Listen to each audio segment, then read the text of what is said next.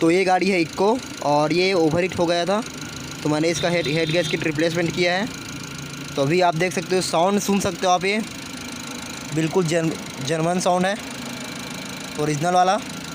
और इसका मीटर भी देख सकते हो आप, कोई चेक इंजन नहीं है,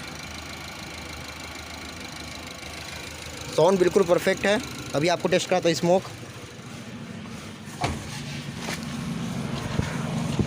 स्मोक आप देख सकते हो,